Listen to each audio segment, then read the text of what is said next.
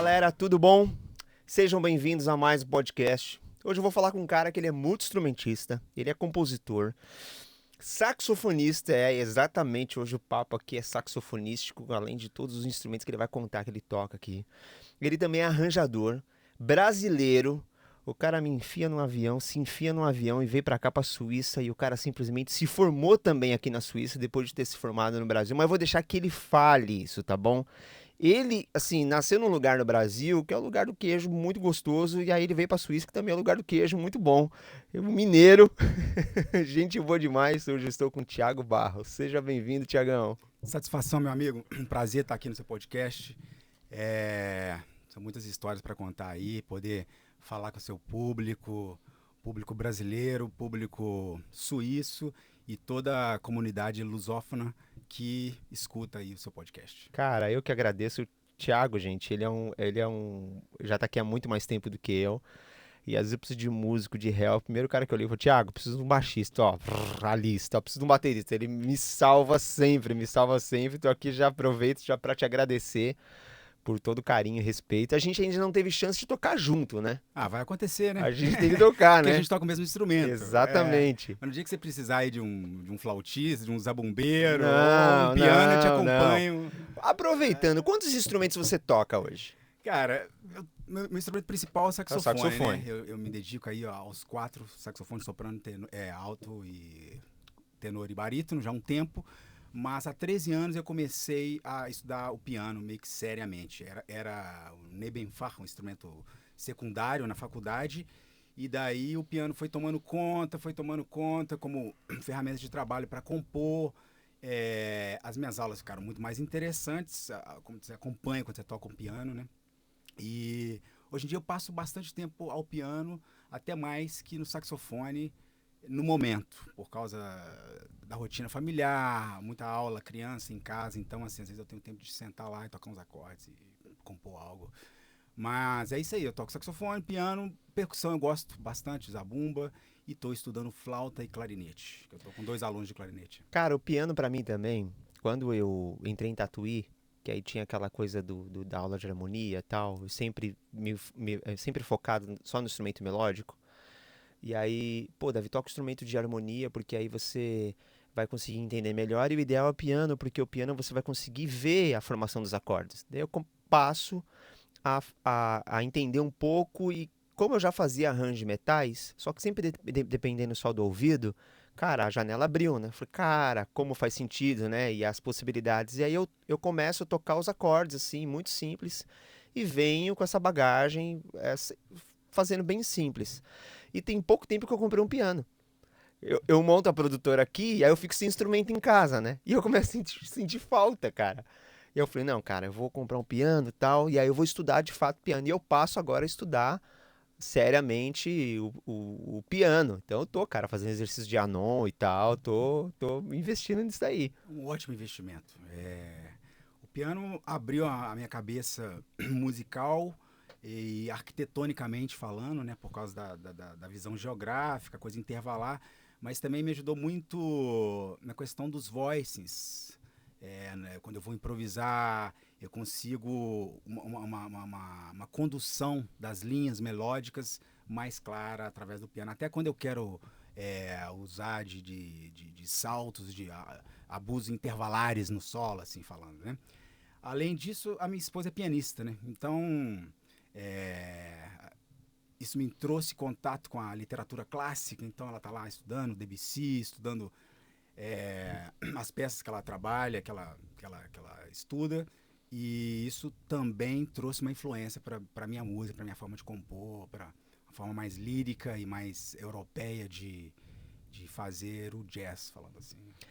Eu vou, a gente, por mais que assim, eu tenho umas perguntas que eu quero fazer pra você que são chaves, tá aqui. Mas assim, eu vou começar do começo. A gente começou aqui falando aqui, a gente já deu um pulo pra cá, mas a gente vai voltar, né? Beginning. Tiago, de onde você é do Brasil? Vamos lá, para as pessoas te conhecerem. Bem, meu nome é Thiago Barros Soares, eu tenho 40 anos, nasci no coração do Brasil, mais precisamente na Zona da Mata Mineira, em Viçosa, Minas Gerais. Uau. Tem quantos habitantes a cidade? Viçosa, eu acho que tem uns 90 mil habitantes, mais ou menos do tamanho de Basel, mas tem uma universidade federal muito grande e algumas universidades federais que dá à cidade um círculo de pessoas bem interessante. Só que não tem música, por isso que eu tive que ir embora de lá. Pra galera entender, Basel é a cidade que você mora na Suíça. Exatamente, eu moro na Basileia, já estou há 13 anos na Suíça e lá eu estudei no Jazz Campus Basel de 2011 a 2016. Calma que a gente vai chegar lá. Calma que a gente vai chegar lá. Ok. Você é de uma cidade de Minas Gerais, de 90 mil habitantes. E onde que entra a música? Bem, eu toco saxofone, né? No Brasil, a maioria dos instrumentistas de sopros vem ou de igrejas evangélicas. Exatamente, eu que também. é o meu caso. Meu também. Ou das bandinhas marciais. Então, os meus pais eram evangélicos da Congregação Cristã no Brasil. E com 9 anos de idade, eu ganhei meu primeiro saxofone. A minha mãe, com muito suor, sacrifício, comprou um primeiro instrumento para mim. Meu sonho era tocar bombardino. E aí ela entrou num consórcio da igreja com 10 famílias. E eu fui um dos últimos a ser contemplado. Curiosa essa história, hein? Curiosa, eu nem sabia. Que legal. Não, mas que legal isso, né? Olha o destino, né? Não existe coincidências. Aí, cara, chegou meu mês, não teve o saxofone na loja. Aí ela pegou o dinheiro e falou, filho, não teve o saxofone, você vai ter que escolher um outro instrumento. Aí um irmão da igreja, o irmão Zé Ricardo, já falecido, ele tinha cortado os dedos, cara. E aí ele tinha um sax alto, Bentley. Veril Bentley, série 90, foi o meu primeiro sax alto. Foi o meu também. E aí eu falei, meu era mãe, prata, meu era prata. O meu era dourado e prata. Eu falei, mãe, então vai o saxofone mesmo, assim. Aí o saxofone caiu no meu colo, meio que como segunda opção, e virou o meu ganha-pão, assim. Cara, comigo foi assim. Eu olhava na igreja, né, de cima da galeria, eu olhava a orquestra. E eu achava incrível. E aí tinha o naipe de clarinete, e aí tinha uns arranjos que tinham os trinados, eu achava aquilo incrível. E minha mãe, ela tocou bombardino. Tocou bombardino e prato ou a irmã dela tocou bombardino. Minha mãe tinha o pé ali. A família da minha mãe tem a veia musical, os tios cantavam lírico e tal. Tinha essa coisa em casa, assim, que ela me contava, não que eu via. E aí eu vou estudar na igreja, com 7 anos de idade, trompete. Só que o professor era clarinetista. E aí o cara falou, por que você quer tocar trompete? E aí eu falei, porque eu acho... Não, cara, você tem que tocar clarinete. E aí ele me convence a tocar clarinete. Ok. E eu não tinha instrumento. Até então era só parte teórica. E, cara, eu me lembro como se fosse hoje, né? O professor me fala assim, eu fico imaginando, um moleque de 7 anos, e aí a informação que ele me dá a música é o seguinte, Davi. Você fala português, você, não exatamente com esse idioma, mas a sequência era essa. Você fala português, você lê inglês, você pensa em alemão e você fala em francês. Porra, eu só tinha 7 anos de idade, tipo assim, né? Como é que eu vou aprender esse negócio? E, na prática, é isso. Que a gente fala português, quando a gente vai ler a partitura é um outro idioma, de leitura é uma coisa, quando a gente vai interpretar ele, é outra coisa. Ele estava certo, mas eu só tinha 7 anos de idade. E aí ele me convence a tocar clarinete, eu acho incrível. Não, um instrumento que tem muito mais oitava, que não sei o quê, e me mostra, ele tocava muito bem, ele tocava no exército e tal. E o primeiro instrumento que eu tenho a oportunidade de tocar é um clarinete da igreja de 13 chaves. E aí eu passo a tocar clarinete. Começo a tocar clarinete. Só que quando eu vejo o saxofone aos 11, 12 mais ou menos, cara, eu me apaixono por instrumento. Falei, cara, eu quero tocar isso. E aí depois de um tempo, né, me surge a oportunidade também de um instrumento da igreja tocar um Veril Bentley série 90, um alto, com a boquilha transparente. Eu também tinha boquilha transparente. Com palheta plastic over. Provavelmente. Esse era o setup. Ou Rico Royal. Rico Royal. E é isso. Então, assim, você iniciou, como muitos nós brasileiros, né, a oportunidade da igreja formar músicos. Para mim, é uma das maiores formadoras de músico, é a igreja. Não, e foi um trunfo e uma saída na minha vida. Nós éramos de família muito modesta e a igreja tem uma disciplina, né? Antes de pegar no instrumento, eu fiquei fazendo solfejo 1 ano. Bona, dó, mi, ré, fá, mi, sol, fá, lá, sol, si, lá, do, si, ré, dó, mi. Então, eu fiz até a lição, para eu tocar, eu tinha que fazer até a lição 70 do Bona. Na congregação 98. Já me livraram mais rápido. E daí, enfim, fui tocando, tive um maestro na igreja, vou falar o nome aqui, irmão Manelzinho, foi meu primeiro professor, muito dedicado, um O meu baiano. foi o Rones Salustiano, é. um super maestro. E depois tiveram outros professores que eu vou citar aqui ao longo, tomara que não esqueça de ninguém, que foi muita gente, mas assim, as principais pessoas. E a congregação tinha um detalhe que a gente poderia tocar só o contralto, a segunda voz, né, do inário, assim, a música é arranjada para coral. E daí eu comecei a escutar música popular e me apaixonei pela improvisação. E lá não podia florear, não podia nem interpretar a melodia, né? Daí começaram os questionamentos, natural da puberdade, dessa coisa toda. Aos 16 anos, minha mãe faleceu e eu meio que saí de vez da música cristã e fui fisgado pela música improvisada e pela música popular brasileira. Você tem esse rompimento na sua vida, que é bem difícil. Minha mãe vive até hoje, vem aqui para a Suíça daqui nos próximos dias. E eu não tenho mais pai. Mas minha mãe, para mim, eu não consigo imaginar encarar um momento desse. Eu sei que é inevitável, é o ciclo da vida, né? Mas assim, o seu ocorreu num rompimento um pouco rápido. E você tem irmãos? Eu tenho 4 irmãos, meio-irmãos. Eu tenho um casal por parte de pai e 2 irmãs de parte de mãe. Meus pais eram viúvos e se casaram. Eu sou filho É único mesmo? de 2 pais viúvos. Então Ah, são de uma geração um pouco mais velha que eu. eles são mais velhos que Mas você. convivemos. Que legal, É, que legal. Aí a sua mãe, você tem 16 anos, você fica órfão de mãe. órfão de mãe, meu pai muda para São Paulo e fiquei com a música, digamos assim, né? E você fica com quem? O seu Eu pai vai fico para São Paulo e você fica em com a minha Minas. irmã, de Você par de fica com a sua mãe. irmã por parte de mãe. Exatamente. E comecei a viver de música a partir daí. Aí conheci o maestro Rogério, que foi uma pessoa muito importante na minha vida, que era trompetista, músico clássico, maestro do coral, compositor. E ele meio que me adotou de uma certa forma, assim, musicalmente, e me dava aulas, deixou eu dar aula num departamento da universidade. Então eu comecei a dar aula de música com 16 anos, embora não tinha nenhuma formação, eu era um dos únicos saxofonistas da cidade. E conviver com gente de várias áreas, professores, estudantes universitários, tocar música popular, tocar forró, tocar em casamento, formaturas, muitas formaturas, viajando por Minas Gerais.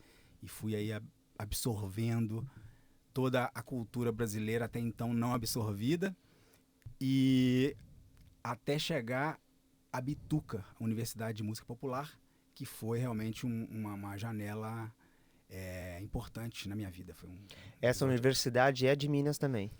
A Bituca Universidade de Música Popular é uma escola livre de música, como o Tatuí, Ok. em Barbacena, Minas Gerais. O Milton Nascimento é o padrinho, por isso que leva o nome Bituca, é o apelido do Milton. Quando fala de Barbacena, eu lembro de um personagem da escolinha do professor Que Raimundo. só tem maluco lá, né? Não, Barbacena Quando eu era criança lá em Barbacena, eu adorava esse. Eu não lembro qual que era o nome do personagem, mas Barbacena me fez isso aí. Exatamente, não. É porque lá é a cidade que teve muito hospício, Ah, antigamente. por isso do Aí, personagem, que ele parecia. Agora eu tô vendo louco. a fisionomia dele, realmente ele parecia um doido. Exatamente. E foi curioso isso lá, essa história tem até o Museu da Loucura em Barbacena e tal. É Enfim. mesmo? Aí tem um grupo de teatro muito legal que chama Ponto de Partida, que fundou essa escola em 2004 e eu sou da primeira turma. E essa escola tem uma proposta voltada totalmente para música popular e folclórica e formaram vários músicos. Todo mundo que passou lá tem um pezinho assim sério na carreira.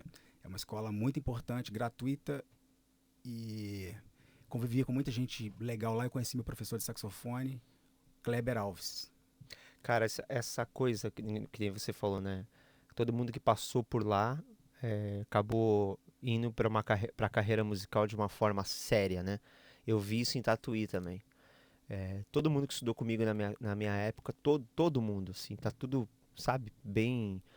E Tatuí, de fato, eu já trabalhava com música, mas Tatuí me abriu uma janela, assim, muito grande, assim, musicalmente falando, de produção, de arranjo. Eu passei a ver a música de uma outra maneira. Não é nem o fato business da coisa, mas o fato realmente de construção musical. Tatuí me deu isso. Quando que você estudou lá? Cara, o ano exatamente eu não vou saber te falar, mas eu tinha, eu acho que 20, 21, 21.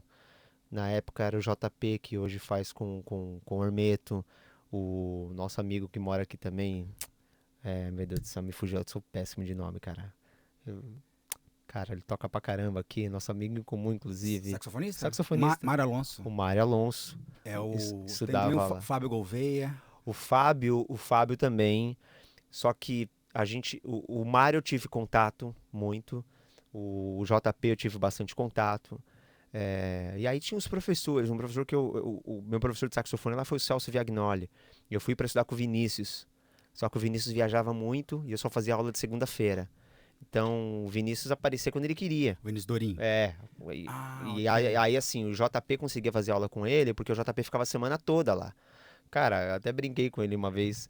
Eu falo numa entrevista do JP, eu falei, mas o JP era um gordinho que ficava largado lá em Tatuí, usava paleta de plástico porque ele não tinha grana mesmo, cara. E hoje, pô, a gente pode afirmar que é um dos maiores saxofonistas Com brasileiros, certeza. né? Ele pegou a escola do Do Vinícius Vinícius e levou pra frente. É exatamente, um cara. eu vi ele tocando aqui em Zurique com o Hermeto. Falei, cara, que monstro que esse cara virou, né? E eu lembro dele, falou assim, ó, continua gordinho. Mas esses caras eu vi, né? O Richard, que já estava mais avançado, Cíntia Piscine, até brinco assim, falei, nossa, a hora que eu vi você com saxofone, machista pra caramba, né? Eu olhei e falei, essa menina tocando saxofone. Cara, quando eu vi ela tocando, depois ela tornou-se professora lá, a Cíntia é um monstro, cara. Tocando, toca pra caramba, assim. Então, assim, isso que você fala eu entendo, porque realmente pra mim foi um divisor de águas, entrar num ambiente desse e ver de uma outra maneira, né? E a escola, a Bituca, ela tem um perfil teatral que até então eu, como instrumentista, desconhecia. É, a gente fez, por exemplo, a nossa formatura foi um cortejo de reis em Três Pontas, com o Milton Nascimento e vários palcos, palcos da percussão, palco do saxofone, cada instrumento pela cidade, um cortejo com música folclórica, tambores. Então me aproximou de uma cultura popular que, como instrumentista, eu acho que eu nunca teria acesso. Que Essa louco. coisa de estar no palco, a coisa artística além da música, né? Como instrumentista, até então eu era bem bitolado na coisa do saxofone, improvisação e Tocando no só quarto. tocando no quarto, Só aquela coisa pra tocando no música. quarto. Depois você vê que a música é muito mais do que isso. E depois que eu vim pra cá, eu abri mais as janelas ainda, as janelas, porque eu fiz as pazes com a poesia. Eu tinha uma visão muito limitada do instrumentista só, não vou falar do instrumentista brasileiro, mas eu ficava só na panela do jazz, aquela coisa, Ok. instrumento, não sei o que, a poesia pega carona com a música, hoje em dia eu já estou Cara, escrevendo isso letras. daí que você tá falando não é só do músico do jazz, o erudito também tem muito isso. E, e é raro eu encontrar, principalmente a galera do clássico. No Tatuí era água e óleo, cara. Não se mistura. A galera do erudito não se mistura. Eu me lembro de um baixista que ele chegou lá, eu adorava ver ele tocando, e aí ele para de tocar baixo elétrico e começa a tocar baixo acústico e ele entra na gig dos caras clássico. Ele foi excluído. E a galera falou assim, pô, agora o cara só quer tocar. E não, sabe, tem isso, né? Aqui é bem diferente, porque a música popular se passa na universidade também. No Ok. Brasil, agora a música popular, tem algumas universidades que têm curso de música popular, tipo a UFMG abriu há uns anos atrás, e é uma coisa mais comum no momento. Até uns anos atrás era bem separado no Brasil. Aqui a música popular acontece na universidade, inclusive o jazz. E quem estuda jazz faz aula obrigatoriamente na música clássica e ao contrário também, Ah, que legal, hein? tanto na performance quanto pedagogia. Então eu lembro que eu fiz 2 anos de saxofone clássico, soprano como professora, e foi sensacional. Eu tive uma bagagem técnica e literária que a música popular não me daria. Ao contrário, por exemplo, no mestrado em pedagogia, eu fazia aula com a galera que estava se formando para professor clássico. E aí eu tinha que dar aula para eles davam aula para mim, e no final você dá aula para um aluno clássico e para um aluno de jazz também. Então eu acho que essa troca é fantástica. A música não se separa. São só trilhas sonoras de épocas diferentes. Então você tem que olhar com um olhar um pouco antropológico, histórico, falar, essa música que foi composta em 1700, foi composta em 1800, foi composta para qual é a proposta? É uma coisa folclórica, qual é a influência? Então eu acho que não tem barreira. É legal isso. Quando eu cheguei aqui, 6 meses, me surgiu a oportunidade para eu tocar na banda sinfônica da Polícia de Zurique. E foi uma formação que eu nunca tinha tocado. Porque eles não são, e eles têm isso, eles não são só banda marcial. Eles são uma banda sinfônica. E no segundo ano, o maestro me colocou como solista. E de uma peça, né? De toda a apresentação tinha um solo de saxofone de uma das músicas, Cinema Paradise. E aí, o meu desafio foi: eu não quero tocar como eu toco. Eu quero mudar. Nessa altura eu já estava com a boquilha Selmer, Concept, já tinha mudado um pouco o setup. E aí eu tenho um amigo do Brasil, um violinista que toca em sinfônica. Então eu falei, cara, o que eu tenho que pensar? Ele falou, Davi, você tem que pensar como corno em inglês. Esse é o som. E aí eu passo a estudar isso para conseguir fazer a peça.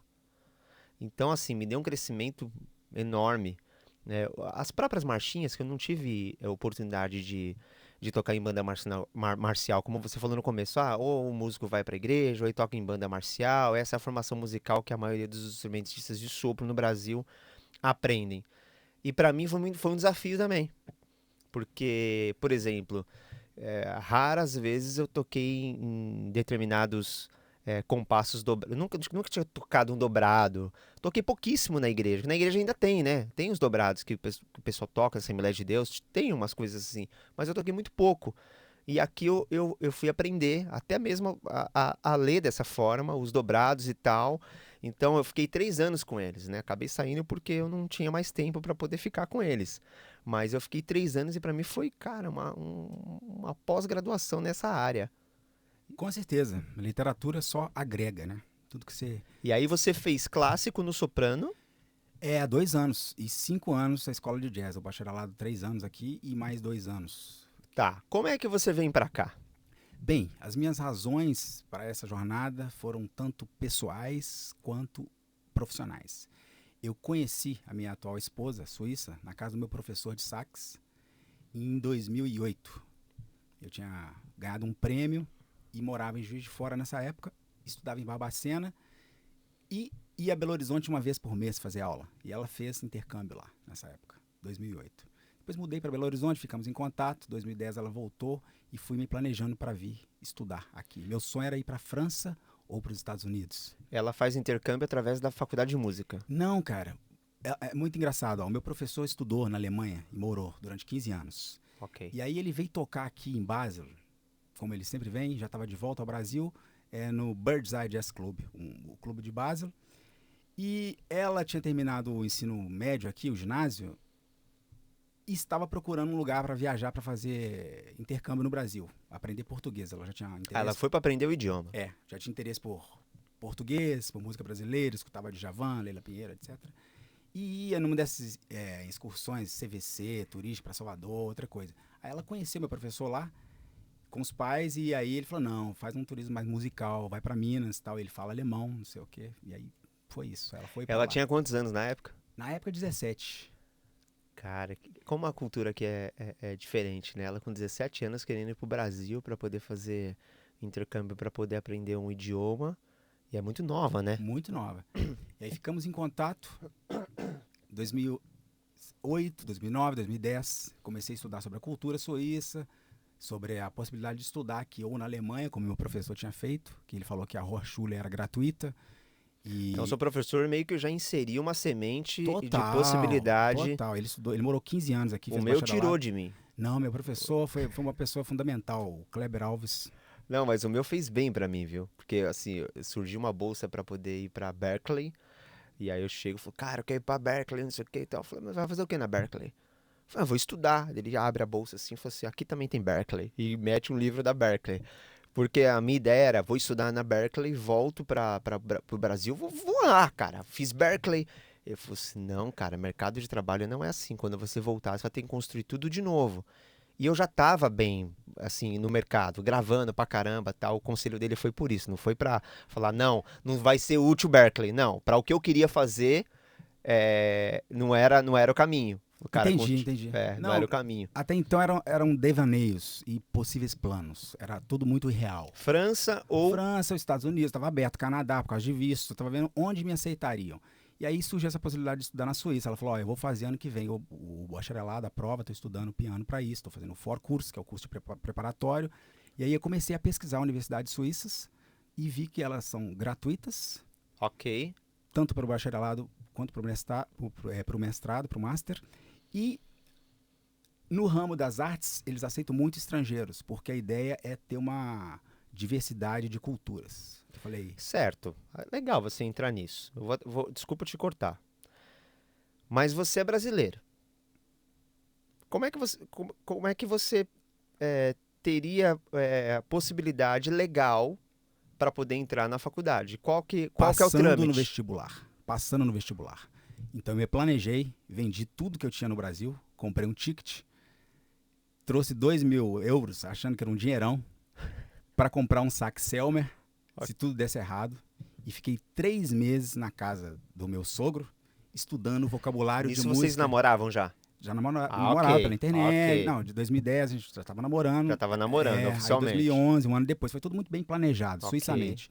Aí vim, Suíçamente foi boa. cheguei em fevereiro, no inverno, nunca tinha saído do Brasil, tudo cheio de neve, cara. Quando eu desci no estacionamento, eu desci no aeroporto, falei, não tá tão frio não, gente. Vocês falaram que Isso aqui é frio e tal. Quando eu desci no estacionamento, que tava aquele Você clima sentiu, freezer, você sentiu. eu falei, cara, não tem vida aqui não. Não, e o frio não bate, né? Ele vai te congelando. Quando você vai perceber, A você já nuca, virou. assim, tudo. E aí eu falei, meu Deus, cara. E nesse ano, 2011, tava metros de neve, assim. Aí eu falei, é pra aqui que eu venho, então, as árvores todas mortas, eu pensei, não tem vida nesse lugar e tal. E aí cheguei, na outra semana entrei no curso de alemão e fiquei estudando o vocabulário de música para fazer a prova do bacharelado. O bacharelado você tem que fazer prova teórica.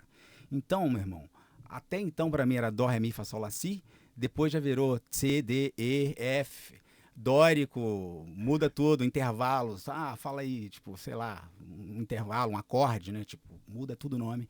E eu falei, bicho, vou ter que encarar. Comprei o livro do Frank Sikora, que é um alemão, chama Jazz Harmonie Lehrer, e comecei a estudar o vocabulário, enchi a casa de verbos. E aí, assim, falava alemão macarrônico, assim. Eu sou o Thiago, venho do Brasil. Qual instrumento você toca? Eu venho de Viçosa. Não entendia nada, né? Ótimo. Eu vou te pausar aqui de novo. O ambiente da casa. A sua esposa já falava português? Deu certo o intercâmbio dela? Minha esposa falava português muito bem. Ok. A minha sogra não falava um pouco de italiano e facilitava para mim, para comunicar com ela. E meu sogro não fala nada, até hoje. Então, assim, cheguei pisando em ovos, né? Tipo, quem que é esse cara que tá vindo? Você Tal. tá. Cara, é difícil pra caramba, hein? Porque você tá como visita, você tá sendo analisado que tu tá namorando com a minha filha. E é o Exatamente. Foi seguinte: assim, você, prova de fogo. você não tem chance nenhuma de me convencer porque a gente não consegue se comunicar. Que ótimo. Esse era o ambiente. Esse era o ambiente, mas assim, ao mesmo tempo eles são músicos. Ele Ah, e eles são ela são músicos. professores de música. Então, eu tinha Você tinha esse trunfo esse aí. trunfo, Você entendeu? tinha que tocar bem, né, Tinha que pô? tocar bem, mas Pelo menos isso, tinha que tocar bem, né? Pra mas poder convencer os sogros. isso aí é obrigação, né? Em qualquer profissão é fazer bem o que faz. E daí, aí fui bem estratégico e humilde. Eu entrei em contato com os professores de 2, 3 universidades, mais precisamente Zurich, Basel e Lucerna. E falei, olha só, eu tô aqui nessa situação, sou músico, tal, mandei o material, coisa. Eu queria saber se eu tenho condição de fazer a prova. Aí eu fui na casa, 2 me chamaram, os caras foram muito legais. O Dominique Landolf, que é o professor que me aceitou, obrigado, Dominique. Fiquei 5 anos estudando com ele. E na época, o Christoph Grab, de Zurique, me Christoph recebeu Grab. e falou, toca aí. Super saxofonista aqui, gente. Aí fui na casa dele, cara, com a minha mulher, assim, toquei no piano, ela tocando piano, me acompanhando, toquei e tal. E em Basel a mesma coisa. E aqui entra geralmente por ano, na faculdade. 1 ou 2 de cada instrumento. Aí em Zurique o Chris falou, olha só, esse ano já tem um cara que fez o Forkurs e tal, não vai rolar. Mas em Basel, por minha sorte, chamaram 2. Eu e um amigo, o Fabian Willemann, um alemão muito talentoso. E aí começou a jornada, né, meu amigo? Porque Uma coisa foi ser aceito, depois foi fazer 5 anos. Então você encontra os professores e você faz uma apresentação É, prática para eles te verem para tocando. saber se eu tinha nível de fazer a prova, hein? Para fazer a prova. Tocando, não era nada teórico. Tocando. Aí toquei pros caras, agora eu tenho que passar na prova teórica, né? Aí, beleza, me candidatei, fiz a inscrição e eu lembro que a prova de Lucerna seria, tipo, 3 dias depois do visto de 3 meses vencer. Então eu já tinha feito a O inscrição. visto de 3 meses, só pra galera entender, é o visto de turismo. Exatamente. Ok. Agora você tinha que passar na faculdade para você poder ter o visto de estudante. Exatamente. Pra poder Legal. voltar pro Brasil. Cara, é muito interessante. Eu, É, eu queria não, muito te trazer aqui. é legal dar essa dica. A galera É, que é do Brasil, que tem um sonho de estudar no exterior, é muito mais possível do que vocês pensam. Então, É. acreditem, tenham coragem. Migração é para os bravos, né? É Para isso os aí. brabos. É isso daí, é isso daí. Mas vale a pena. Foi o passo mais importante que eu dei na minha vida, assim, com muito risco, muito medos, indecisões. E hoje em dia eu tô colhendo realmente os frutos disso, assim, me dá orgulho da própria Não, eu história. sei disso. A gente vai chegar nela, mas E aí, hoje é uma conversa muito didática para essa galera que quer vir para fora. Por isso que exatamente. eu vou te interromper mesmo, Não, ótimo. tá? Então, você tinha o visto de 3 meses e aí você tinha que passar na faculdade, do contrário, você tinha que voltar. Voltar, é isso aí. E aí, as provas são geralmente na primavera, abril, maio. Então, você que quer vir, se planeja, tipo, estuda as universidades, faça contato com os professores. Se o cara te convida para fazer audição, já é meio caminho andado, né? Ok. Aí me convidaram para fazer audição, vim, Você fez primeiro a prova teórica. é, Você fez a prova teórica e agora você vai fazer a audição. audição. É mais ou menos na mesma época, um dia Ok. depois, não sei o quê. Aí a prova teórica, meu irmão. Ah, modos gregos, os caras tocavam lá o modo, né? Aí como é que é? Tipo, o nome parece que são palavras latinas. Aham. Então, geralmente, a declinação no alemão, tipo, dórico vira doris, frígio vira frigis. Agora, intervalo, por exemplo, quarta aumentada, ibermäßige quarte, tal. Enfim, fiz a prova teórica, passei na prova. E você tem que voltar pro Brasil e ficar 3 meses até o visto sair. Aí eu voltei pro Brasil, no final... Ah, você passou na prova, eles não te dão visto de cara. Não, você tem que voltar pro Brasil como qualquer pessoa, esperar o visto lá e pedir o visto no consulado suíço no Brasil. Aí voltei pro Brasil e aí ela passou também. Aí beleza, voltei pro Brasil, os dois passaram, os pais falaram, pô, tá legal isso aí e tal. E os dois muito apaixonados, aquela coisa, decidimos casar. Lá no Brasil, nesses 3 meses na espera. Ela tinha quantos anos aí? Aí já tinha, acho que 21, por aí. E você com... Eu já tinha 28, 27. Ok. Não, 28. Eu cheguei com 28 e ela anos. com 21. Exatamente isso. Aí, beleza, cara. Quando você vai pro Brasil nesses 3 meses, ela vai com você pro Brasil? Ela vai comigo pro Brasil. Aí, eu morava em Belo Horizonte antes. Eu já tinha saído de Viçosa há alguns anos para estudar. Morei em Juiz de Fora, morei em Belo Horizonte. Aí, esses 3 meses eu fui para Viçosa, minha cidade natal. Ficar perto da minha família, das minhas irmãs e meio que despedir. Pô, eu tô indo embora. Dessa vez não é Dessa pra vez, ali. Dessa é vez é verdade pra esse valer. bilhete. É verdade esse bilhete. E aquela coisa assim, não tinha pra onde voltar, né? Pra quem não tem nada a perder, só tem a ganhar.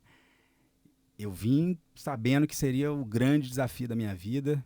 Tem toda uma dificuldade cultural, linguística, climática e, enfim, e sem rede de apoio lá, né?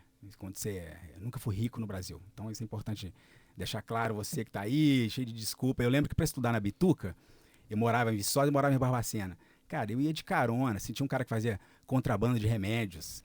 E eu ia atrás na Fiorino, cheio de caixas, 4, 5 horas da manhã, para chegar em Barbacena, frio pra caramba. 6 horas, 7 horas da manhã, esperar a aula até 11 horas.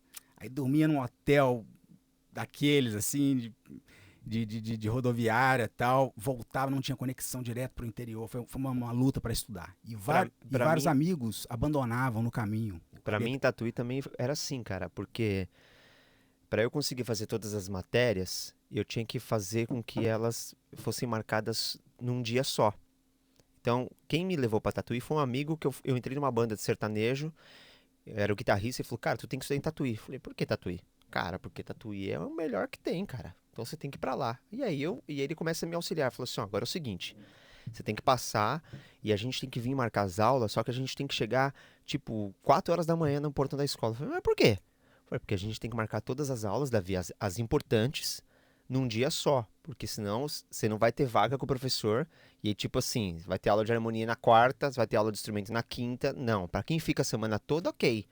Mas pra quem não fica, então eu tinha que fazer isso. E aí, pra eu estudar, minha primeira aula era às 8 da manhã em Tatuí. E eu morava em Embu das Artes. E aí eu descobri que passava uma perua Kombi cheia de peão na rodovia, que ficava, tipo, a uns 40 minutos andando da minha casa. E não tinha ônibus rodando naquele horário. Então eu ia andando na minha casa, tipo, 4 horas da manhã. Pegava essa perua Kombi na rodovia, tudo escuro, cara. Só eu na rua, e com o instrumento na mão.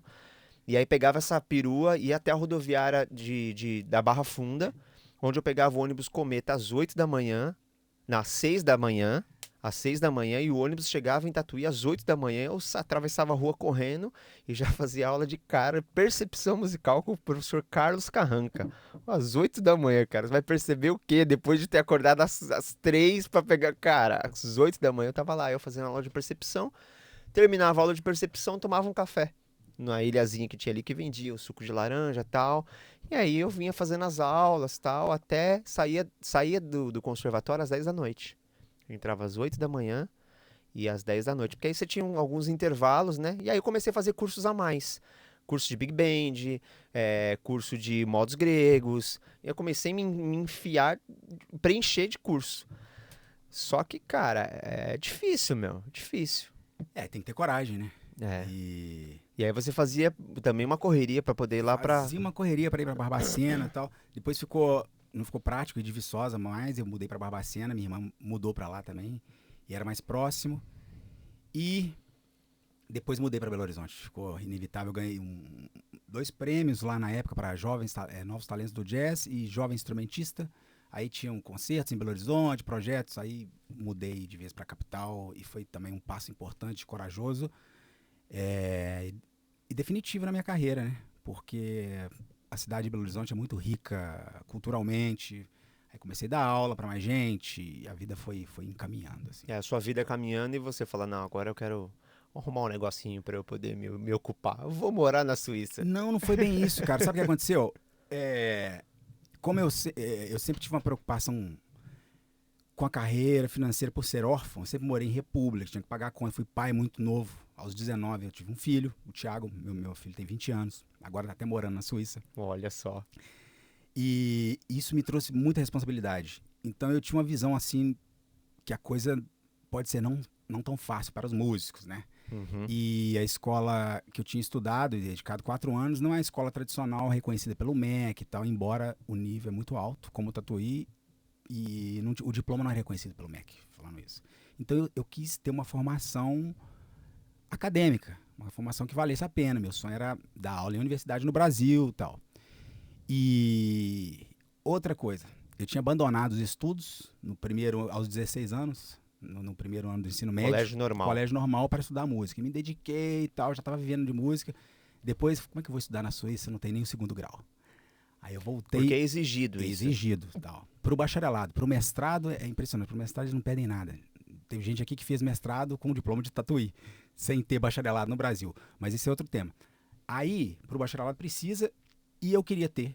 Aí eu voltei humildemente, já em Belo Horizonte, adulto, para o supletivo, terminei o 2º grau, reconheci pelo MEC, para poder fazer a inscrição aqui. E se não fosse isso, não teria estudado assim aqui. Voltei para a escola e comecei a estudar alemão, sozinho, com minha esposa, tal, enchi a casa de verbo. Eu lembro que eu tinha muita dificuldade de articulação com as palavras. E não vou deixar a gente perder, não. É. Você voltou pro Brasil, já enchi a passou. casa de verbo. Não, mas peraí. Você passou aqui, você tinha que ficar 3 meses lá. Vai pro Brasil. Resolvem casar. Beleza. A universidade te chama. Sim. Quando você vem pra cá, você vem com visto. Porque agora tem 2 vertentes aí, tá? Porque uma vez o Thiago casado com uma suíça, você tem o visto paramental, que a gente chama, né? Sim, mas eu cheguei com visto de turista. Certo. De turista não, de estudante. É esse O visto que B, pra gente é interessante. O visto Então, B... o seu primeiro visto é de estudante. De estudante, embora eu estava casado. Impressionante isso. Legal. E o tempo de casado já estava contando depois até para tirar a cidadania, que aconteceu anos depois. Mas eu cheguei com visto de estudante, é muito lucrativo, porque você tem desconto em várias coisas. Você ganha bolsa, entendeu? Eu ganhei bolsa na cidade de Basel, não pagava... Você paga a inscrição, que é $1.000, 2.000, agora é 1.400 para estrangeiro, nem isso eu pagava, a cidade me ajudava, assim. Isso é incrível aqui na Suíça. Então você ganha um visto B, esse é o visto de estudante, achava que o visto de estudante era o C. Não, eu tinha um visto B. Ok, você tinha o visto Ou B. C, não tô lembrado, mas era um visto de estudante. E ele é renovável de quantos tempos? Todo ano. Ok. E você com visto de estudante, você pode trabalhar aqui? Uma porcentagem pequena. Ok. Então, assim, né? É legal. Essa porcentagem pequena conseguiria te bancar aqui? Não totalmente. Eu tive bolsa. Sem isso, seria impossível. Essa bolsa te dava o direito de você estudar sem pagar, mas ela não te dava nenhum valor. Não, cara, eles davam uma grana em dinheiro também, que assim, eu vivia tão modesto, a gente deu muita sorte, entendeu? Eu vivia tão modesto que dessa grana, às vezes, eu ia até no Brasil, uma vez por ano, assim. Vamos imaginar que você fiquei, não tá fiquei casado. 2 anos, eu fiquei 2 anos. Eu vou te deixar agora solteiro. Sim. Quero imaginar o Thiago que não casou, veio pra cá e conseguiu as mesmas coisas. Esse Thiago, com a possibilidade que eles te davam agora uma grana que eu nem sabia, e você ainda poderia trabalhar parte do seu tempo. Você conseguiria se manter? Sim. Legal. Como estudante. Como estudante. É isso. Futuramente, a escola de jazz, hoje de base, tem até moradias. Porque eu estudei o bacharelado na escola velha, agora lá tem um prédio que os estudantes moram. Tipo, o Chico Macedo morou lá, nessa casa, o saxofonista paulista que estudou aqui. Então, tem essa flexibilidade. Então, o cara vem pra cá, ele tem a possibilidade de estudar, ter cabeça para poder estudar, e ele vai ter condições de se manter. É isso, sendo brasileiro. Tem que passar tem que passar no processo do funil, né? Se for um cara playboy, tipo, se viver modesto como estudante, cozinhar em casa, ser empregada, tem muita gente que tem uma vida muito boa no Brasil, não sei se vale a pena sair para fazer essa aventura, que a vida é dura, assim, carregar um amplificador pro gig, que a van não passa na porta, então assim, sabe como é que é, tipo, tem gente que tem uma ilusão da vida europeia, tal, tudo funciona muito bem, mas é muito modesto, todo mundo cozinha em casa, limpa, não tem empregada, tal. Mas assim, olha, dá pra tocar, os cachês são generosos, dá pra dar aula, música tem que dar aula. Dos bichos grilo que eu conheci lá em Tatuí, eles se virariam aqui com a mão nas costas. Pô, eu nunca me senti tão rico. Porque assim, né, a partir do momento no Brasil que você escolhe ser músico, cara, você já escolhe uma treta de cara, né? Já é um grande desafio. Então, quando você fala de vir pra cá, e você já tem uma estrutura, inclusive, de moradia, e ainda eles te dão uma ajuda de custo. Mas isso não é toda a escola. Eu falei do Jazz Campus Basel, que hoje tem moradia e não é para todos os alunos. Não é regra. Ó, cada um tem uma história, cada um tem uma história, cada um tem um caminho, uma sorte, entendeu? É muito individual. Exatamente, eu concordo com você. Não existe fórmula. Mas existe essa possibilidade. Existe essa possibilidade. Quando eu cheguei, eu tive a sorte de a gente alugar o apartamento do tio da minha mulher por um preço simbólico. Ele morava na África. E eu morei no apartamento. Que é uma mega sorte. Uma mega sorte, que é uma das dificuldades aqui. É você alugar a casa. Moradia. É muito difícil. É muito difícil. E a minha mulher estudava em Lucerna e eu estudava em Basel. Então nós morávamos meio que no meio do caminho. Entendeu? Todo dia ela ia para Lucerna, eu ia para Basel com a marmitinha. Tinha 17 matérias no bacharelado. Segunda-feira tinha aula de 8 da manhã até as 10 da noite. Voltava no outro dia, mesma coisa. E aqui tem um tempo de doação para a escola que quem já é músico, assim, não sei se está disposto a encarar. Como assim, doação para a escola? Cara, você tem que trabalhar muito de graça, né? Você tem que estar presente em todas as aulas, a carga horária é muito grande. Então, o cara que já tem uma carreira, que é músico, fala, não vou nessa, essa aula não é interessante e tal. Fique no Brasil. Entendi, entendi. Porque você tem que doar mesmo, assim, uma mudança de mentalidade. Tipo, tô te dando a bolsa, só que, negão, tu vai ter que sair daqui ninja. Cara, não tem a ver com a bolsa, porque para eles também é a mesma disciplina. Até para o suíço que não tem bolsa. Tá todo mundo lá. Ok. Não, se você tá aqui, então vai ter que estudar. A escola é seríssima.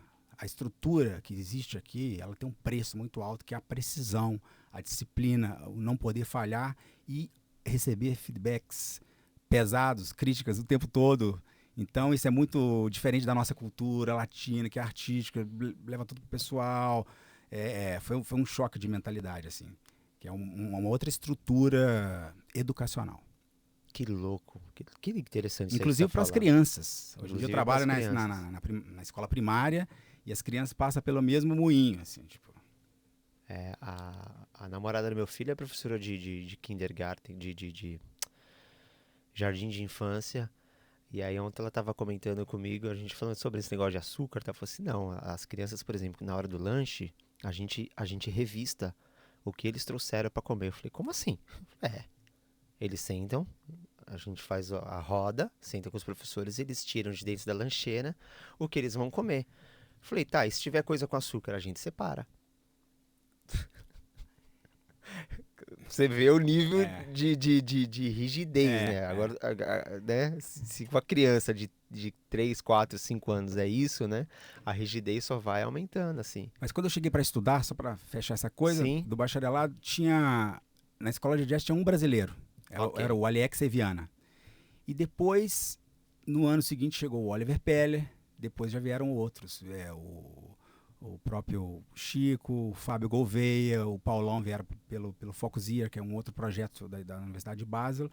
Mas hoje em dia tem uma cena de músicos que vieram para estudar. Na escola de música clássica já tem vários. Há muito tempo que a galera vem estudar em Basel, sobretudo na Música Academia.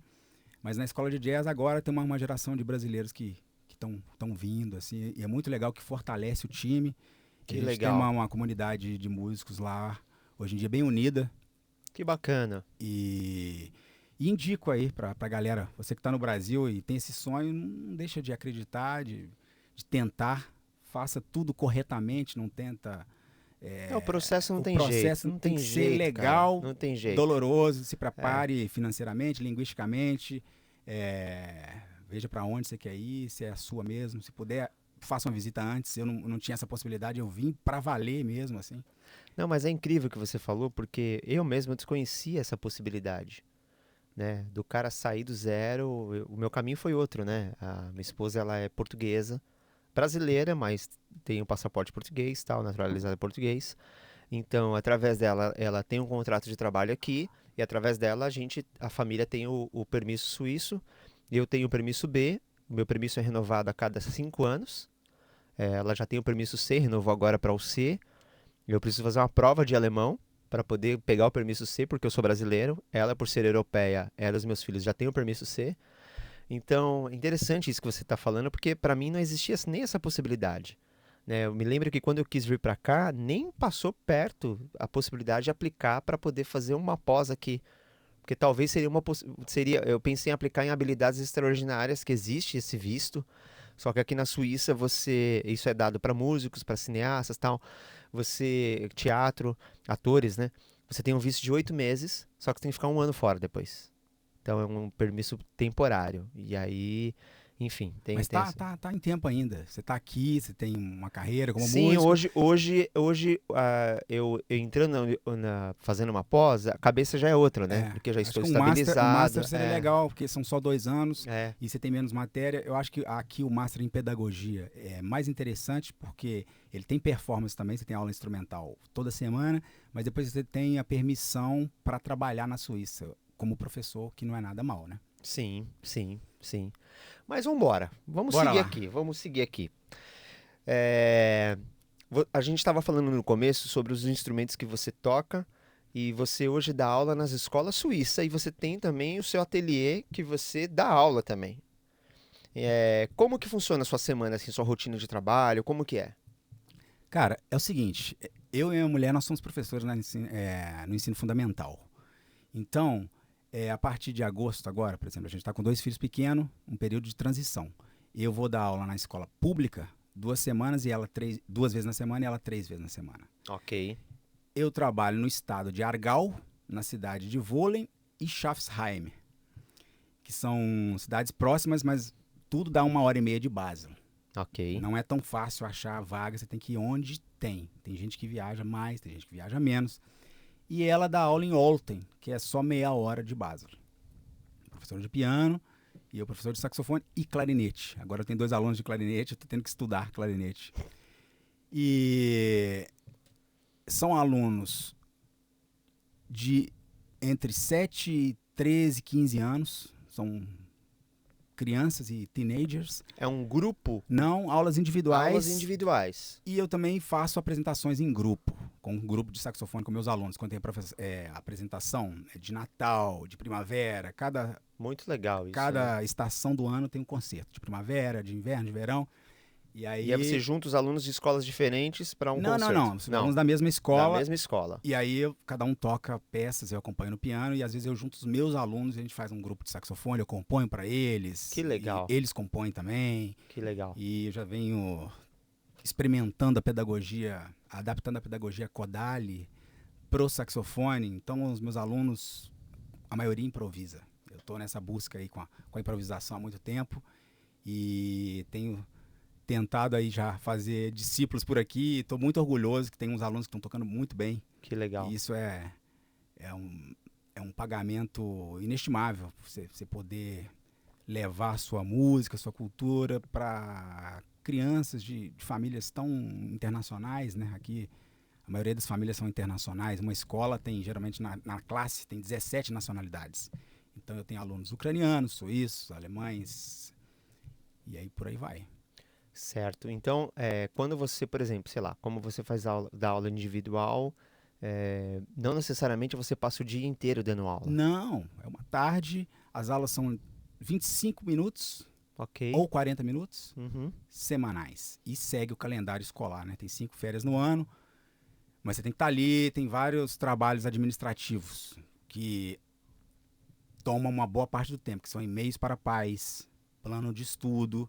Você tem que se preparar para os concertos, tem 2 reuniões por ano com um time de professores. Existe uma vida burocrática. Eu acho que mais trabalho burocrático é dar aula numa universidade no Brasil. Você dá aula aqui no ensino fundamental. Imagino. Porque as crianças têm o dia muito cheio. Então, por exemplo, agora, você fazer um plano de estudo, o horário, né? Como é que chama no Brasil? O plano de estudo. Sim. Calendário O escolar. calendário escolar das crianças. Aí você pega o menino, assim, o menino tem aula o dia todo, 3, 4 hobbies, faz judô, esqui, saxofone e natação.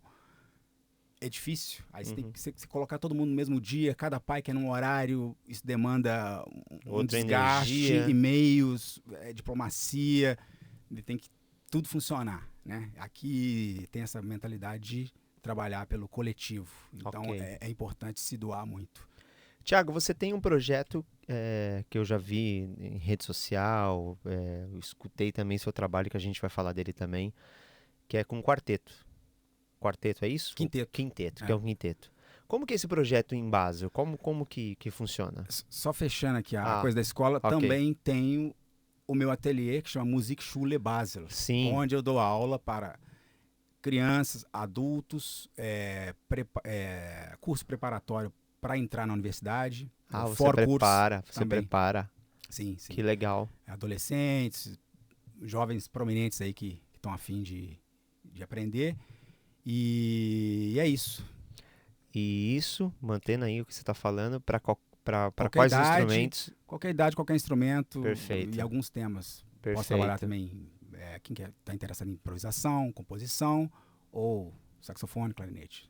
Que legal. Quais são os cursos que você tem aqui de universidade? Eu tenho bacharelado e mestrado Bacharelado e mestrado. no Jazz Campus Basel. Super. Perfeito. Agora vamos falar do seu quinteto. Isso. Eu vi uma apresentação de vocês que você publicou recentemente e depois eu vi uma apresentação sua com uma cantora em que momento você tocava piano e momento você tocava saxofone. Achei muito legal. Ah, sim. É o meu projeto de baile que eu fiz para eventos, né? É uma banda de É uma baile banda de para baile, eventos. pra Que eventos, legal, é. que legal. E aí nesse dia o pianista faltou. E aí vai você piano. Ele não pôde, cara. E aí perdeu a vaga, porque eu curti de fazer. Você não tinha que fazer. Não, sobrou o cachê, né? Tipo, Boa. sobrou o cachê. Boa. E como eu tô com essa história do piano e tal, aí eu acompanhei, assim, funcionou. Não sou um solista, mas sei me encaixar, assim, já fiz alguns concertos, inclusive com os alunos agora, eu tenho tocado só piano. Eu me viro bem no piano no sentido de só sacar harmonia. Só que o meu desafio, eu quero fazer a harmonia na mão esquerda e a melodia na mão direita. Eu quero isso. Eu também. Eu quero isso. O meu desafio é esse, né? Eu fiz até aula com uns amigos pianistas e tal. E tanto que agora eu tô no caminho aí do Anon e tal, pra poder destravar minhas duas, a mão direita e a mão esquerda. Porque os acordes vão embora. Agora eu quero fazer essa parada. Mas vamos lá. Quinteto. Você tem um quinteto de jazz. Esse quinteto surgiu em 2012, na faculdade ainda, com Oliver Peller, na primeira formação. O Oliver tá sempre. Eu escrevo meio que pensando a guitarra como um trompete. Então a gente dobra as melodias, abre vozes, ele tem uma função meio que melódica, além de improvisador e harmônica. Foi o Simone Bolini, que é um amigo que estudamos juntos também, italiano, suíço, Dudu Pens e o Fernando Delgado, que era batera nesse primeiro álbum e engenheiro de áudio. Esse mix. projeto é o que saiu, os seus 2 trabalhos gravados? É meio que isso, com a formação um pouco adaptada, entendeu? O primeiro álbum foi septeto. Ele tem uma característica um pouco... Vou abrir aqui. É pra você, viu? Obrigado. Aí, tá vendo, gente? Ó. Essa é a vantagem de vocês fazerem um podcast. Vocês ganham presente aqui, ó. Tá vendo? CD, né? Hoje em dia ninguém grava mais CD, mas... Não, mas eu tenho ali, não sei se você viu meu gramofone. Ele toca vinil e tudo, né? Toca vinil e CD. Esse é o primeiro álbum, chama Por um Bom Motivo. Ok. É de septeto, com batera, baixo, saxofone, baixo, clarinete, trombone e trompete. São todas composições suas? Todas composições minhas e arranjos. Esse disco ele tem uma característica mais composicional e o arranjo bem trabalhado, que foi da época da faculdade. E eu fazia aula de composição com Guillermo Klein, que é um argentino radicado em Nova York, que é aí considerado um dos grandes compositores do nosso tempo. Ele escreve para grandes formações, é um cara que me ajudou muito. E pegando esse nicho, o Ian Guest também foi meu mestre durante o tempo de Brasil e tal. Enfim, aí, por um bom motivo... Peraí. Vocês estão entendendo? Porque no começo...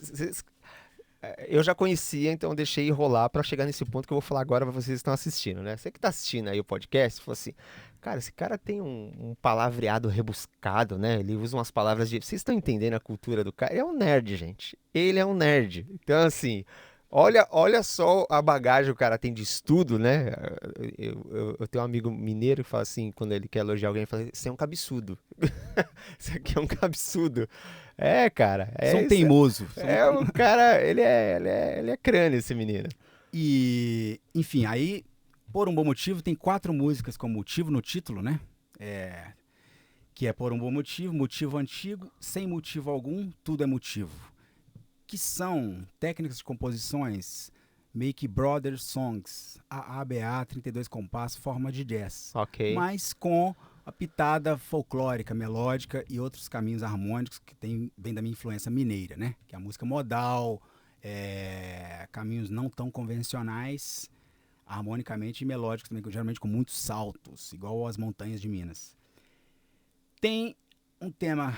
Tô falando dos temas velhos, né? Esse aqui é bem antigo, mas tudo bem. Muito legal. Frühling, muito legal. foi a primavera em alemão. Foi a primeira impressão que eu tive quando eu cheguei aqui, que eu vi tudo morto. E depois na primavera vem um verde muito novo. Incrível. E isso traz um sentimento muito gostoso de vitalidade. Eles falam que as pessoas se apaixonam na primavera. Eu me apaixonei pela Suíça na primavera. É Foi isso. quando eu vim. Bossa para Oliver foi um presente de aniversário para o meu amigo Oliver, guitarrista do disco. Ele agora fez um tema no último álbum pro meu filho, chama Mateu. Que legal. O Gabriel Grossi gravou, a Yumi, que é uma cantora de Zurique. Assim, tem que trazer esse povo aqui. IP Amarelo, todo mundo conhece, a árvore aí da Mata Atlântica. Kleinswelt, eu fiz pro Guillermo Klein, que é uma música meio com Messiaen scale, com influência da música clássica. Depois Waltz for Bill, uma valsa para Bill Evans. E Barfus, que é descalço, tem a ver com as crianças descalças no Brasil. E uma praça em Basel que chama Barfusplatz. Esse é o segundo, que é quinteto. Com o Oliver Peller, Rodrigo Digão na batera. Tava aqui. Na época que eu entrei em Tatuí, o Digão já tava tocando. Inclusive o baixista que eu falei que eles expulsaram, tocava com o Digão. Ah, entendi. Simone Bolini, Dudu Pens. E esse disco, ele tem duas participações especiais. Uma que é do Juarez Moreira. A única música que não é minha, que é a última, que chama Cantiga Bossa Nova. E a participação do Raul de Souza. Que legal. Que veio e ficou 3, 4 dias na minha casa. Foi uma experiência fantástica. Um músico que representa muito para nós, instrumentistas brasileiros, que foi um dos primeiros desbravadores que saiu do Brasil com um trombone nas costas e levou o nome da música brasileira, a música instrumental brasileira, a um patamar que pouca gente conseguiu, né? Cara, teve aqui o Bodô, que inclusive eu conheci através de você. E aí no bate-papo eu pergunto pra ele assim, poxa, já tocou com um monte de gente, quem você tocou que você mais? Falou, cara, Raul de Souza. Nem titubeou. É. E incrível, né? Foi uma sorte. Incrível. O Raul ele me contou umas histórias assim, cara, dele sozinho em Nova York, ele foi atropelado. O único cara que foi visitá-lo foi o Sonny Rollins. E levou pra ele frutas e deu pra ele uma grana em dólar, assim, ainda. Tipo, ficou lá em casa, lá de pijaminha e tal, já velhinho, né? E eu super preocupado com ele e tal. Aí ele gravou aqui 2 músicas, o Colibri, que eu fiz em homenagem meio que a ele depois, e Partindo para os Alpes, que é um partido alto. Os temas aqui do disco Montanhas, 4 Miles, feita para Miles Davis, tema para Neil, um tema que eu fiz em homenagem à minha irmã, um tema em 7. Colibri é uma valsa jazz, Merci é um pop jazz, mas com... Agora falar de composição é um assunto meio técnico, né? Não, pode falar. Essa tem um deslocamento melódico, uma coisa de fraseológica, que você começa frases em tempos diferentes, dá um efeito bem interessante, assim, falando em técnica de composição aí para os interessados. Novembro Hermético. Eu fiz em homenagem ao Hermeto, que foi um dever de casa da aula de composição com o Guillermo, que ele me deu uma música do Hermeto para transcrever toda a linha de baixo do Tiberê. E era, como é que chama? Sempre Feliz. Eu fiz aquilo, cara, passei um novembro inteiro tirando aquilo. Deu um trabalho assim, mas aí eu peguei a manha e compus uma música na mesma onda, que com a legal. minha harmonia. Partindo para os Alpes é um partido alto. E Montanhas, que leva o nome do disco, é onde eu faço uma analogia entre os Alpes mineiros e os Alpes suíços. Por quê? Eu digo que a Suíça é Minas Gerais aqui, né? Tipo, a Minas Gerais é a Suíça do Brasil, isso. Por quê? Tem várias características semelhantes trazidas pela geografia, pelo clima, por você estar introspectivo entre as montanhas. Então, por exemplo, o suíço fala tudo no diminutivo. Husli, Kaffeli, cafezinho, casinha. O mineiro fala isso, quer ir lá em casa tomar um cafezinho, eu fiz uma casinha na praia, não sei o quê. Tem toda essa coisa. Nunca tinha ouvido essa analogia. Tem todo... Você tá puxando sardinha pro teu lado. Não, eu tô falando que tem tudo a ver, Nada, Suíça é São Paulo, cara, que é rodeada por prédios. Não é nada. Suíça é desconfiado, entendeu? Toda essa coisa do povo montanhoso, assim. Não, é verdade. Aí depois que se abre... Mas vem cá, o mineiro é fofoqueiro também? Muito. Porque o suíço é fofoqueiro, né? Muito.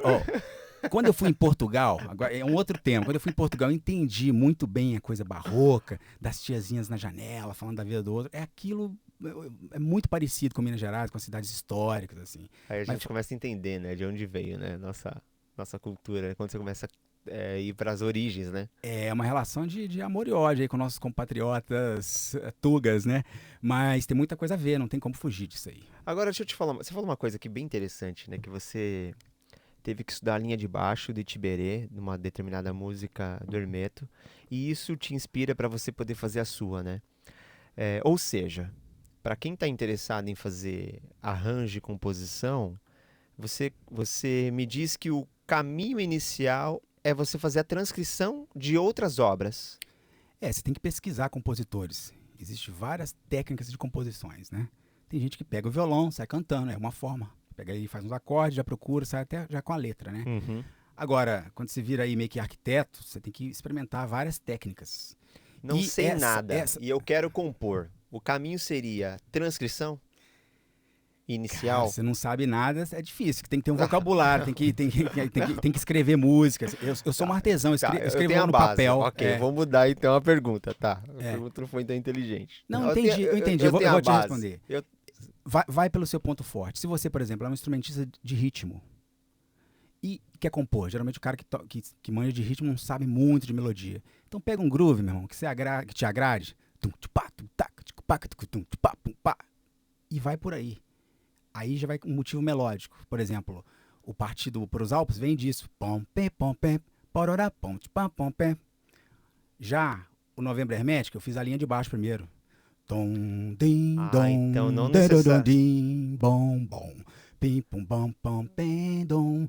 Badodum, dum, pem, din, dom, din, tom, tom, din, dom. Tirorori, pom, pim, bum, bom, pem, bom. Pirori, popori, pom, pom. Essa é a linha de baixo. Depois Aí veio você. o tema e por cima disso.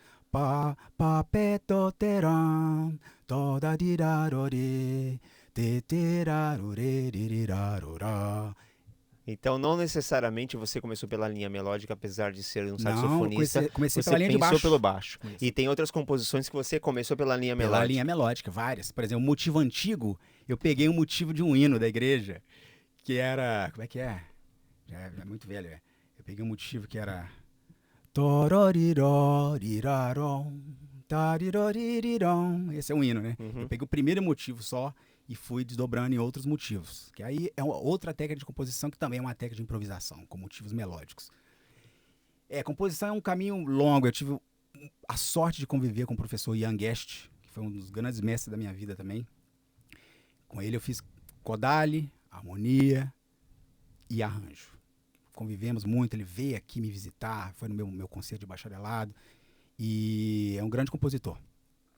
Que legal. Ele infelizmente não teve o reconhecimento no Brasil que merecia, o que ele fez pela música brasileira, pela pedagogia, mas todo mundo aí que dá aula e Sabe quem é o aparece sabe cara. quem é o Ian, Sabe quem é estuda o cara. pelo material dele e tal. Que legal. E aí com esse projeto, você grava 2 CDs. Esse CD aqui eu já tenho ele, eu já ouvi ele. Ah, ok. Tá no meu carro, inclusive. Eu ouço ele no carro. Esse daqui eu vou ouvir. E aí, com isso, o fruto, você registra 2 trabalhos incríveis aqui. Exatamente. Isso aí foi uma coisa que me deu muito orgulho, assim, que apesar de ser músico 100%, muito intenso, eu não faço muito bem a produção, essa coisa.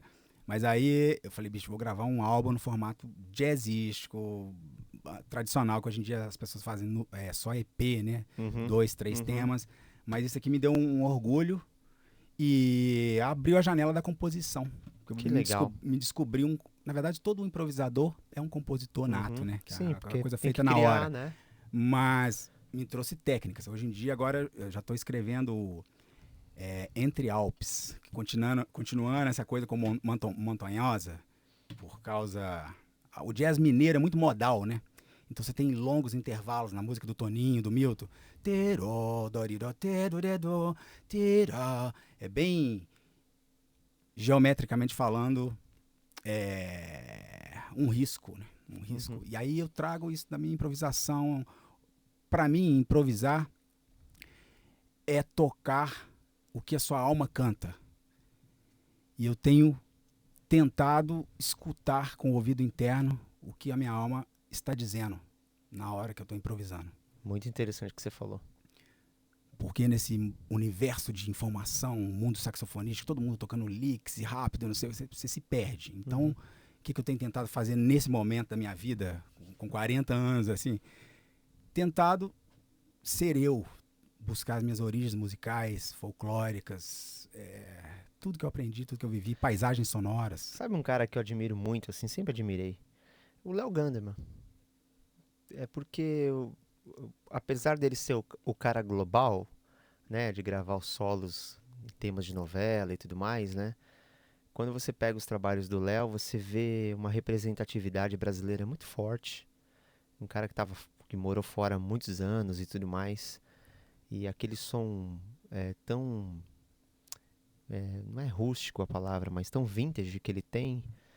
E eu vejo essa composição assim, né? A criação putz, eu toco soprano curvo por causa dele. Foi o primeiro cara que eu vi tocando soprano curvo foi o Léo Ganderman. E eu amo o som dele, assim, acho incrível. E você vê ele até hoje, né, cara, fazendo concertos muitas vezes em universidades e tal. Ele tem um prestígio, assim, né? Ele poderia ir pra uma linha pop, né? Do cara estrela pop. E ele não foi, né?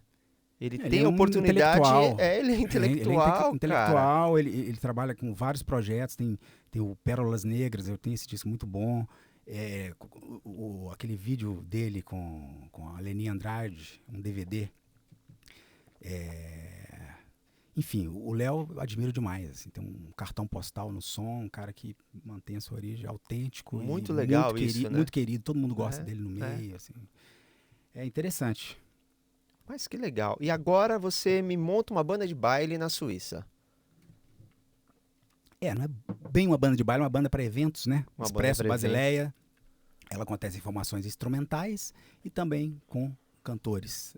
Aquele vídeo que você viu foi com a Anícia Damali, minha amiga, a gente tem alguns projetos juntos, eu acompanho ela, já produzi um tributo, uma homenagem a Elis Regina, que eu fiz todos os arranjos, que é com sopro, e às vezes a gente faz alguns eventos e tal. Qual que é a maior dificuldade que você sente aqui como músico? Sei que você foi por uma área de aula, mas assim, play, tocar, qual que é a maior dificuldade? Bem, vamos falar da diferença entre o mercado musical brasileiro e o mercado musical Perfeito, na Suíça. perfeito. Existe uma diferença como a música é feita e como ela é entregue ao público e recebida pelo público. A música brasileira é uma música popular, instintiva, que está em todo lugar, no cara, na caixinha de fósforo, no boteco e pequenos, grandes eventos, tudo gira em torno de música, a gente precisa de música, é uma coisa mais normal. Aqui é uma música mais estruturada, eles nem falam som, essa coisa, fala concerto, né? Vamos fazer um concerto. É criança, não é concerto de aluno, é concerto. Meus alunos falam, vou fazer um concerto. Então é um olhar sobre a arte, sobre a música diferente. Geralmente para menos gente, mas é uma coisa planejada com muito tempo, você tem que agendar, o nível é muito alto, é muito internacional, todo mundo quer tocar na Suíça, sobretudo nesse circuito de jazz club. Todos os americanos passam por aqui por causa dos cachês, da realidade, né? E isso é um pouco difícil para a galera suíça, porque a gente vive aqui, paga as contas em franco e tem que competir com quem vem de fora e quer tocar Que é aqui, outra parada, né? entendeu? Então todo mundo aqui tem que dar aula.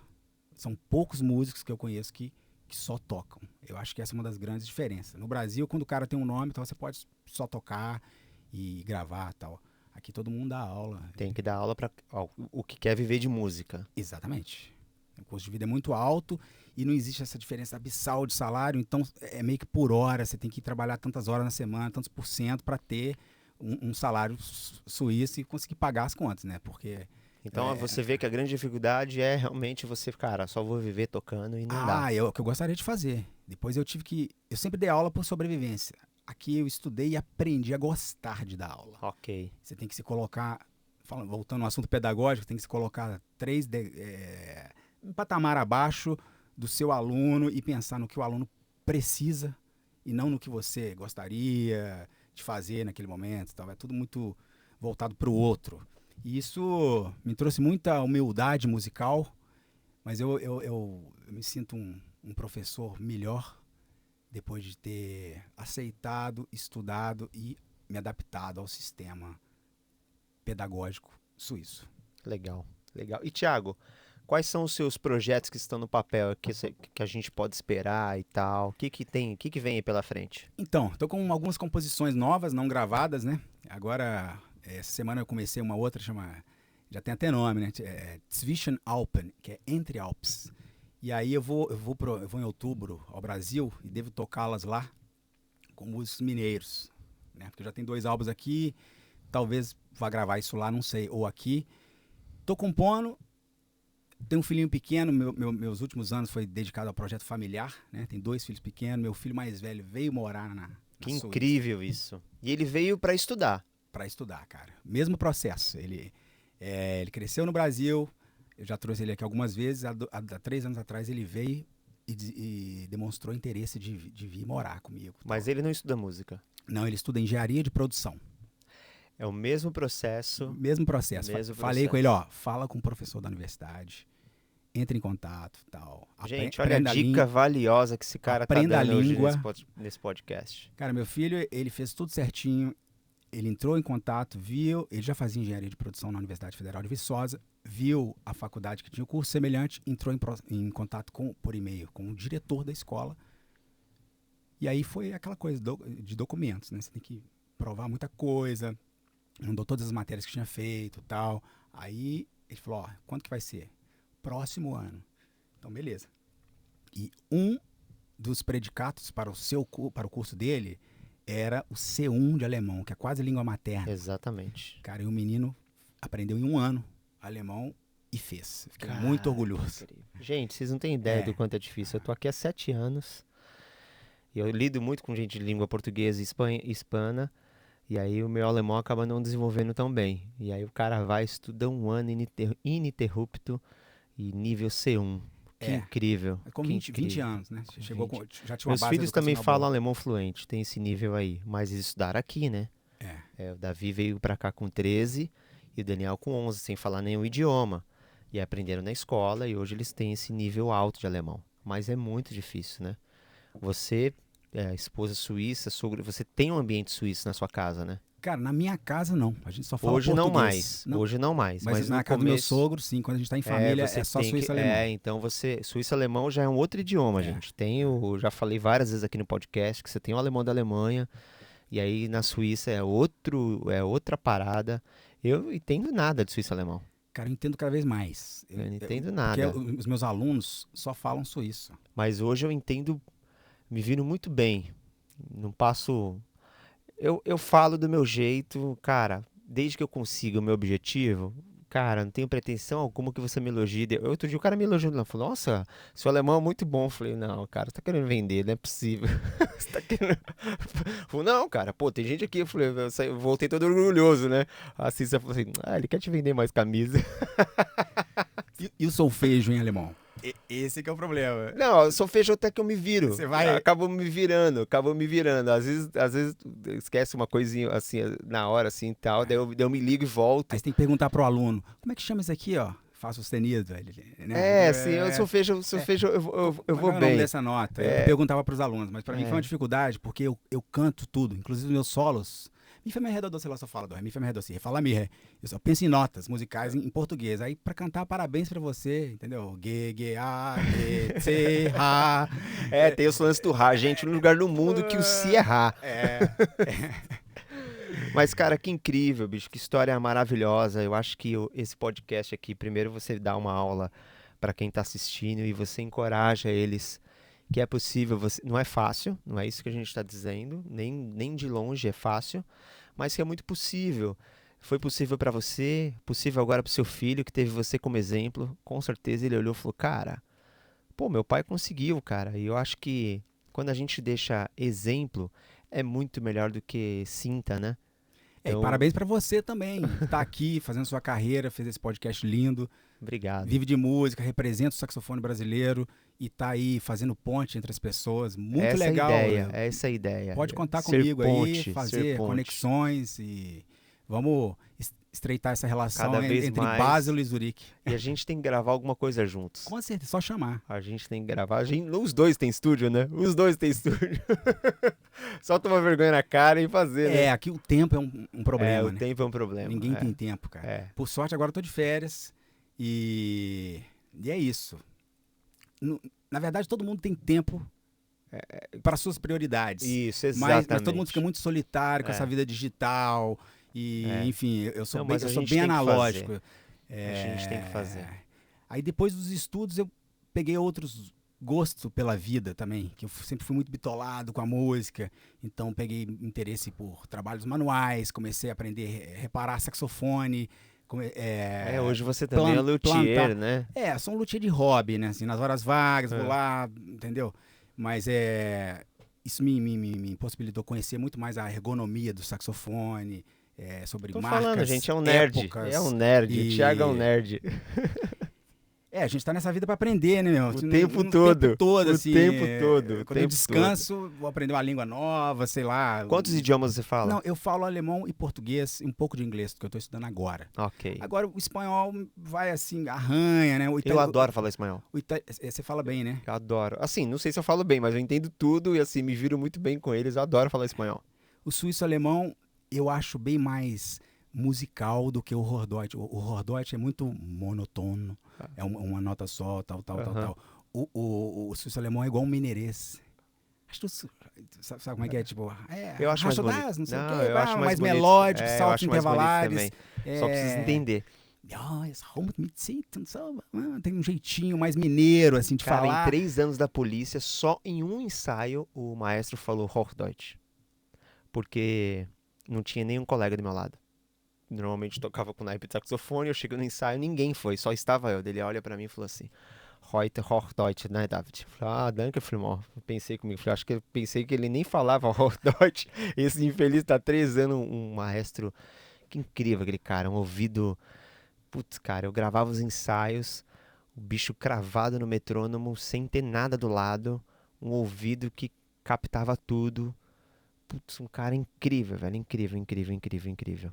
Aqui tem músicos fantásticos. A É, escola suíça é muito precisa, né? Pra tudo. Então o que eles fazem.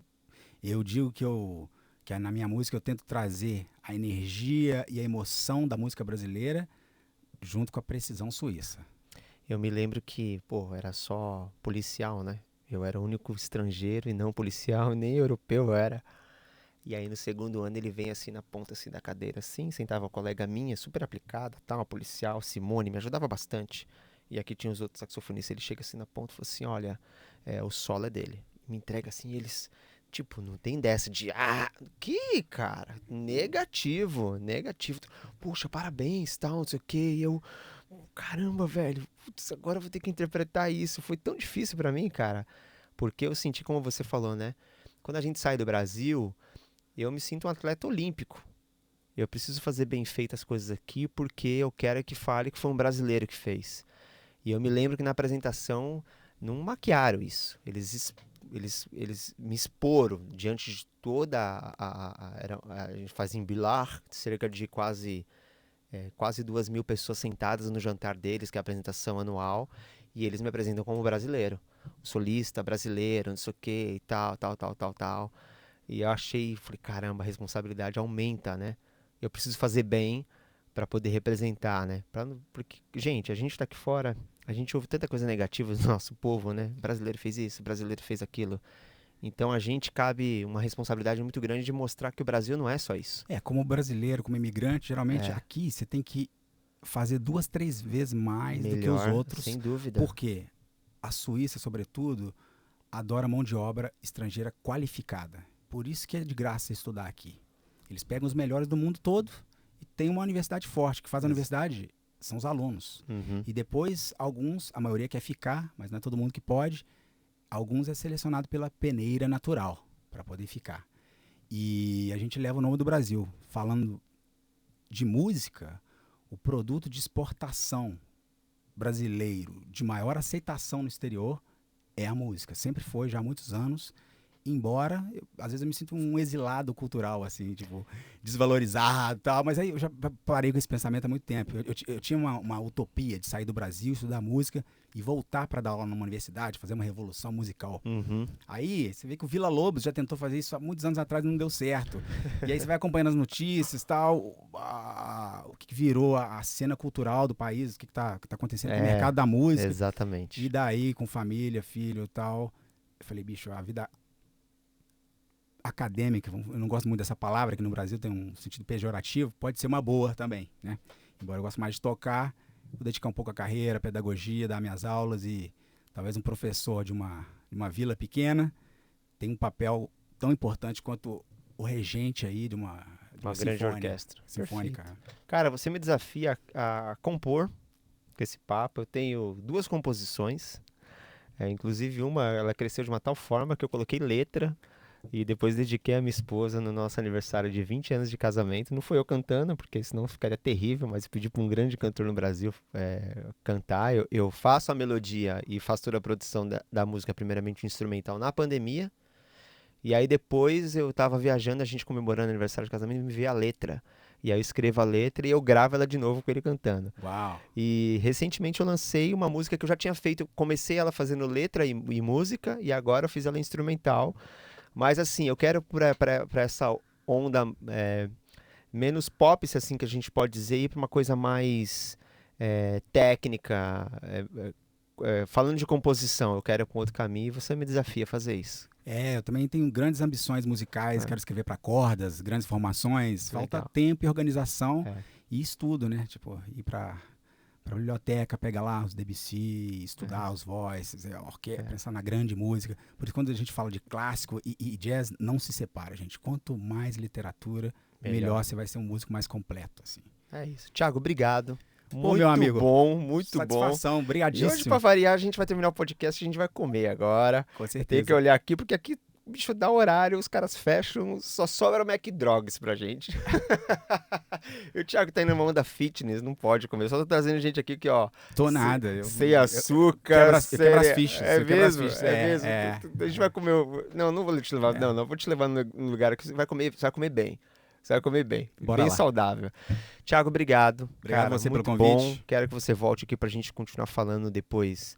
Agora as pessoas já te conhecem essa história desbravadora. Quero que você volte aqui pra gente falar mais de composição. E vai ser muito bom. Posso deixar meu contato? Por favor. Aí. Não só pode como deve.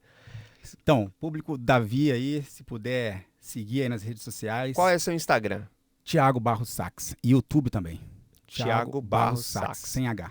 Perfeito. As pessoas te encontram também nas plataformas digitais para poder sim, ouvir? Sim, no YouTube, Spotify. Spotify, cada disco está num lugar, mas Thiago Barros Sax acha um, vai achar o outro. Vai achar. Tô E aí vai providenciando de conseguir colocar os dois na ouvir. mesma. Perfeito. No YouTube tem um playlist com os 2 discos também. E quem quiser contratar aí para aulas, shows, só dá o toque. Como é que te encontra pelas redes sociais? Pelas Pode te redes, encontrar? ou por Você e-mail tem seu também. site também? Tem meu site, o e-mail é contact@thiagobarros.ch. Ok, e o seu site, thiagobarros.ch. Exatamente. Perfeito. Gente, eu vou colocar a legenda aqui, vou pedir para o editor colocar todas as legendas aqui, e aí vocês podem acompanhar e tudo mais. Isso Tá aí. bom? Valeu Tamo demais. junto e misturado, meu amigo. Obrigado. Obrigado, viu? Valeu É demais. nóis.